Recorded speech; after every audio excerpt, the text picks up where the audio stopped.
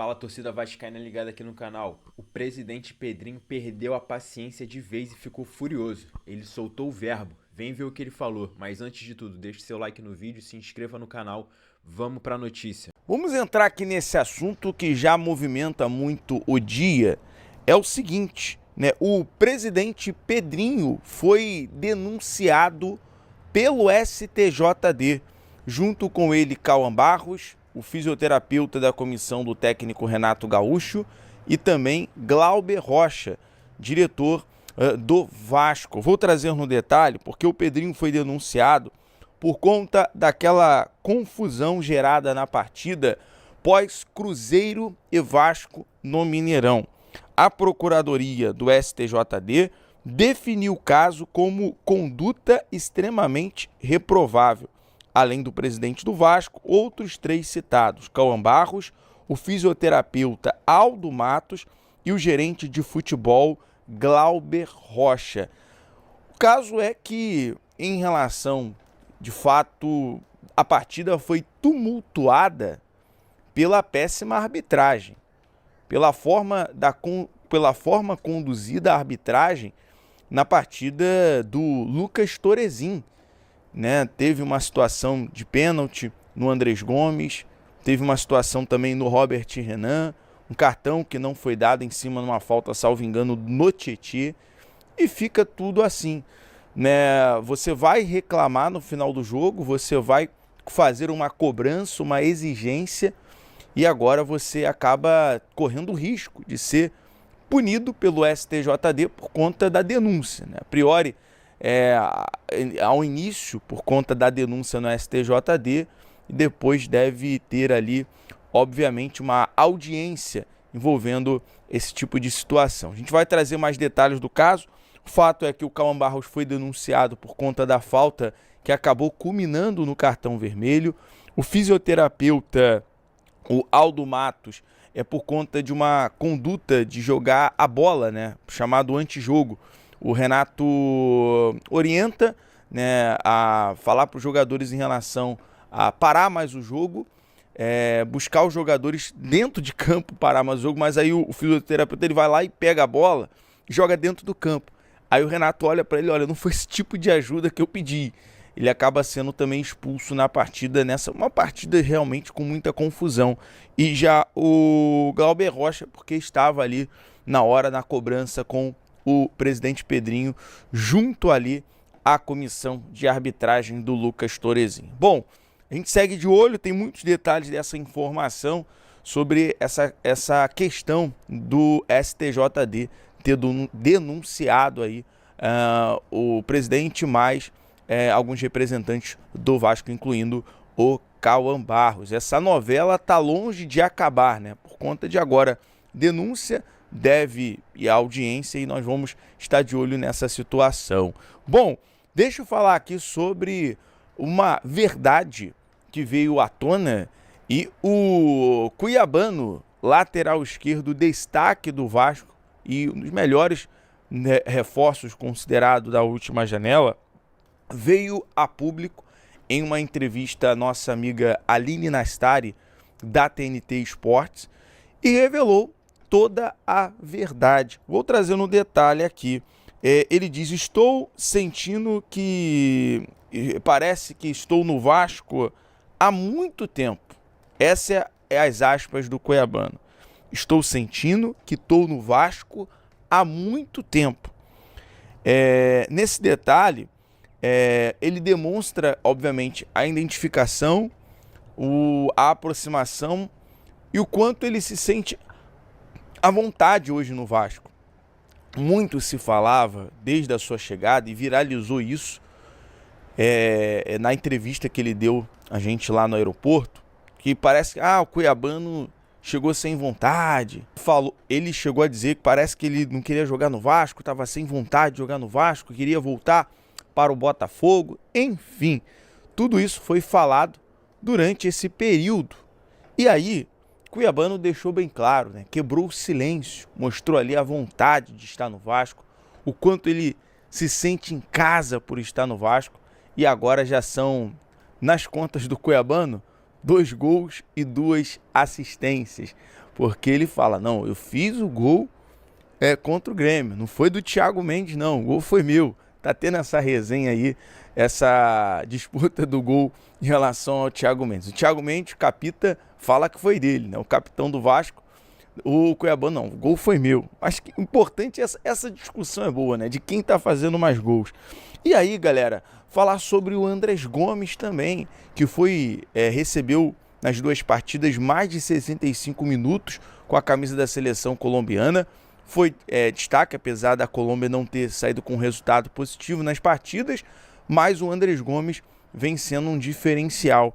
E no detalhe, o Andrezinho, ele entrou na partida melhor do que o John Arias, né? A avaliação é que o desempenho do Andrés Gomes foi melhor do que o desempenho do John Arias. Bom, são os números, são o que as análises estão mostrando nesse momento. Parabéns aí para o Andrés Gomes. Bom, falando no Andrés Gomes, lembrando de seleção, Ryan pode ser testado pelo técnico Carlo Ancelotti na partida de amanhã contra a Croácia, aqui em Orlando.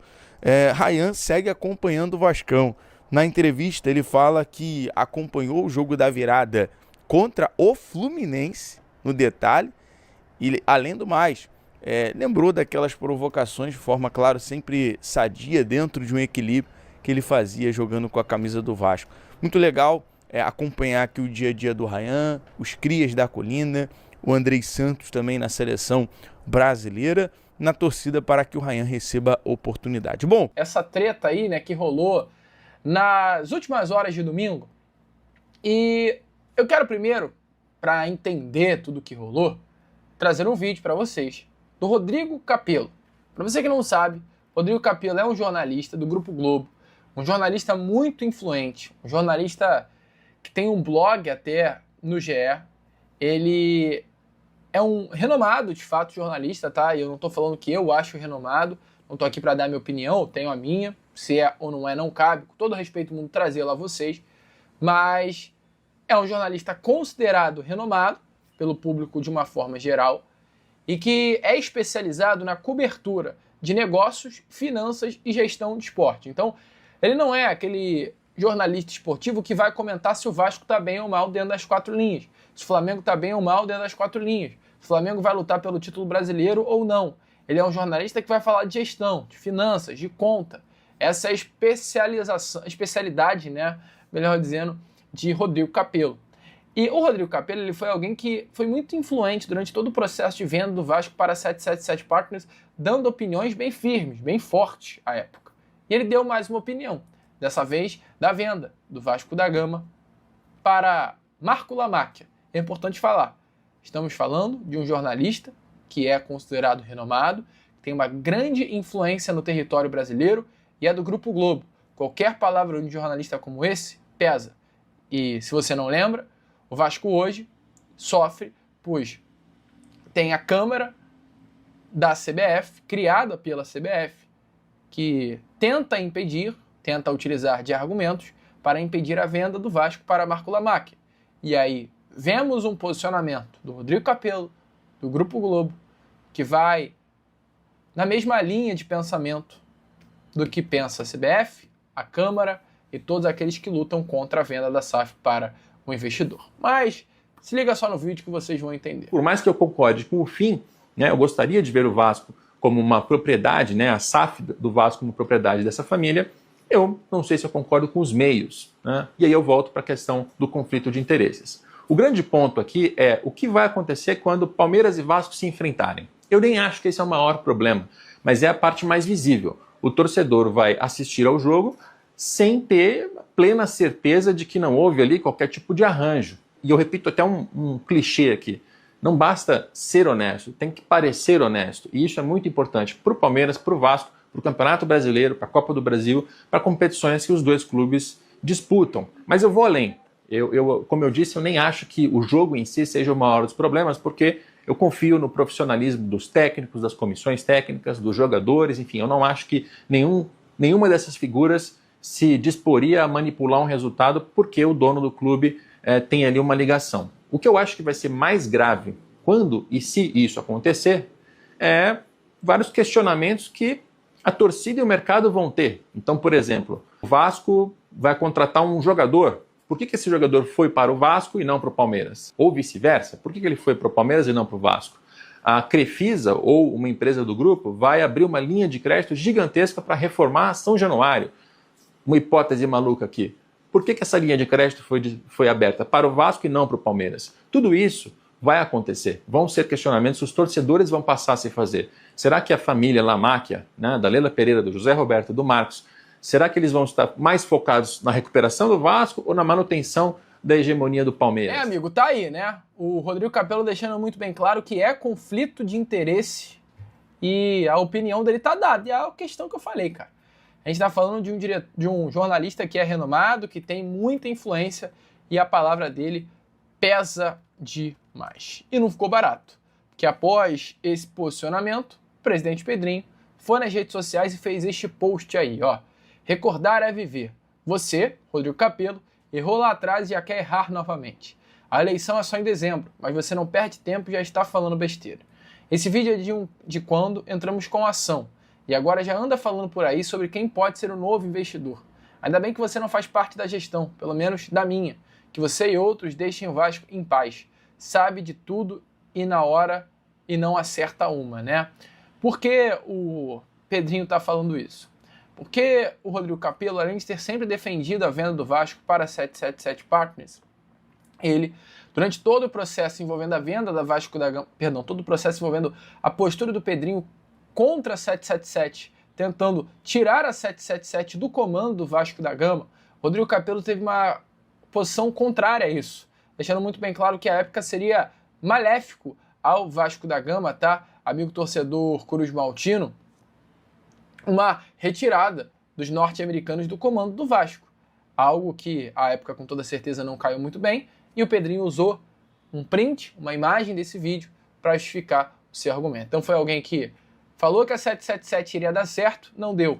Foi alguém que falou que era um erro o Pedrinho tirar a 777 do comando e não foi. Então por isso que o Pedrinho falou, sabe de tudo e não acerta uma. E é claro, eu faço questão aqui de relembrar um vídeo do Rodrigo Capello falando exatamente sobre esse assunto que o Pedrinho ontem fez questão de relembrar para criticar. Se liga só. Isso aqui a gente está tratando ainda de primeira instância no Rio de Janeiro. Tem depois a segunda instância, depois tem como recorrer ao STJ. Eventualmente tem a STF. Então, assim, tem uma longa disputa judicial que vai se abrir. A gente não tem como prever o que vai acontecer na própria primeira instância do Rio de Janeiro, porque, como a gente está dizendo, isso aqui é uma decisão em caráter liminar. Então, isso aqui ainda vai ser apreciado pelos juízes em primeira instância. É imprevisível, a verdade é essa. Essa decisão é uma decisão, e aí eu estou entrando com uma análise minha, não estou mais apenas reportando os fatos, mas é uma decisão bastante inusitada e é uma decisão que ela não é comum, assim, ela não é uma decisão pequena, é importante que as pessoas saibam disso. É uma decisão bastante grave. Você tirar de alguém um ativo que esse alguém comprou, cujo contrato não foi desrespeitado, porque a própria ação, e é importante isso, não é que o juiz deu essa opinião, a própria associação do Vasco, quando abre a ação, ela admite que o contrato vinha sendo cumprido. Então, o juiz, ele tirou o futebol da 777, admitindo que o contrato nem sequer foi desrespeitado, mas que, como o futebol vinha apresentando maus resultados, e por isso ele conclui que há má gestão. Como o Vasco é uma entidade que mexe com paixão, e ele diz isso na decisão, mexe com o torcedor, mexe com algo que é maior do que a própria SAF. E como existem notícias de uma acusação de fraude nos Estados Unidos, e olha, é uma acusação, ainda não houve nem investigação e nem julgamento. Então a 777 ainda não é também culpada dessa acusação de fraude, isso é um fato. Mas por haver esses elementos, o juiz já tirou o ativo das mãos dos americanos. Então essa é uma decisão bastante controversa, bastante inusitada, e o que vem pela frente é uma longa batalha judicial que talvez mude já amanhã, é realmente imprevisível. Isso no campo judicial. Quem está assistindo a gente, assim como os jogadores, o técnico, os dirigentes da SAF, os contratados, enfim, os profissionais contratados, os membros amadores da associação, a verdade é que ninguém sabe o que vai acontecer daqui em diante. Ninguém sabe, né? Obviamente, todos eles continuam contratados, jogadores, técnicos, profissionais, e todo mundo vai acompanhar com muita apreensão. A SAF do Vasco cai num momento de grande incerteza, né? O único alívio, talvez, e o motivo desse alívio é muito pesar, é que pelo menos o campeonato foi paralisado. Então, o Vasco vai ter 2 semanas, talvez, 2 rodadas, na verdade, para talvez resolver um pouco dessa incerteza enquanto o campeonato não está acontecendo. Mas é um momento de grande incerteza para amigo torcedor vascaíno, uma confusão geral, né? A confusão grande, treta entre Pedrinho e Rodrigo Capello, entre Vasco e Grupo Globo, algo que a gente sempre sabe que sempre acontece e nunca vai deixar, né, de acontecer. Mas deixa aí a sua opinião nos comentários, né, amigo torcedor? Que loucura, cara. Pedrinho foi com tudo, mandou recado e não quis nem saber. Concorda com a atitude do presidente Pedrinho? Fala, torcida vascaína ligada aqui no canal. Antes de prosseguir com a próxima notícia, deixa o like no vídeo e se inscreva no canal. Presidente do Vasco é denunciado e pode ser afastado das atividades. O ambiente de tranquilidade que começava a se desenhar no Vasco sob o comando de Renato ganhou um novo capítulo fora das quatro linhas. O Superior Tribunal de Justiça Desportivo, STJD, oficializou a denúncia contra o presidente Pedrinho e outros 3 profissionais do clube pelos incidentes no empate por 3-3 com o Cruzeiro no Mineirão. A Procuradoria do STJD classificou os episódios como de conduta extremamente reprovável, com base na súmula do árbitro Lucas Paulo Torresi, que detalhou os acontecimentos após o apito final. Pedrinho é o principal alvo do processo. Segundo o relato, o dirigente abordou a arbitragem de forma intimidatória na zona mista, com o dedo em riste e palavras duras. Abre aspas, você é arrogante, prepotente e soberbo.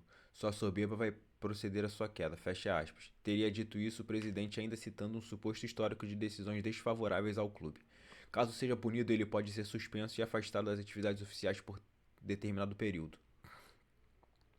O chamado, abre aspas, pacote, fecha aspas, de denúncias inclui também outros nomes ligados ao clube. O volante Cauã Barros foi enquadrado por jogada violenta após a expulsão durante a partida. O fisioterapeuta Ado Matos responderá por atirar uma bola em campo com o objetivo de retardar o jogo, enquanto o gerente de futebol Glauber Rocha foi denunciado por invadir o gramado após o apito final para protestar contra a arbitragem. Internamente, o departamento jurídico do Vasco já se movimenta para estruturar a defesa.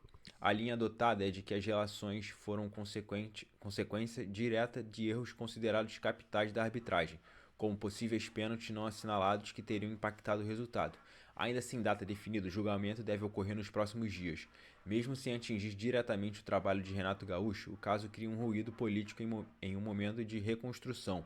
A possível ausência de Pedrinho, caso punido, pode representar uma perda relevante nos bastidores, justamente quando o clube se prepara para uma sequência intensa de partidas entre abril e maio. Essas foram as notícias do nosso Vasco. Deixe o like no vídeo, se inscreva no canal e até a próxima.